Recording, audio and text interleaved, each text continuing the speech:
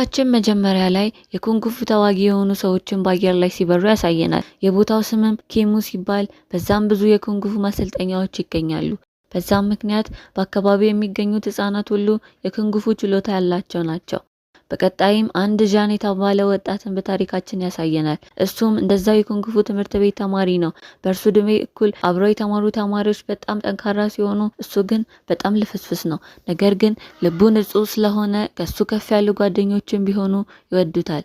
እሱም እንደዛው ምግብ ያበስልላቸዋል። ቲያን የተባለች ደግሞ ሌላ ሴትን እንመለከታለን። እሱን የሚያሰለጥነው ማስተር ልጅ ነች። ዣንም ይወዳታል። ነገር ግን እሷ ልክ እንደ ወንድም ነው የምታየው። በራት ላይም ሁሉም ተሰብስበው እያሉ ዣን ያወራሉ።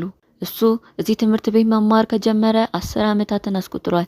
ነገር ግን ጥሩ ተዋጊ አልሆነም። ቲያንም በሚሰለጥኑበት ጊዜ ዣንን እንዴት ኃይሉን መጠቀም እንዳለበት እንዲያውቅ ትረዳዋለች። እሱ ግን በቲያን ቁንጅና ስለተማረከ ምንም ሀሳቡን መሰብሰብ አይችልም። በዚሁ ቅጽበት ከ10 ዓመት በፊት ወላጆቹ የተገደሉበትን ትውስታ ትዝ ይለዋል። ቲያንም ይህን ስታውቅ ወዲያው ወደ ቤተሰቦቹ ትውስታ ወዳለበት መንደር ይዛው ትሄዳለች።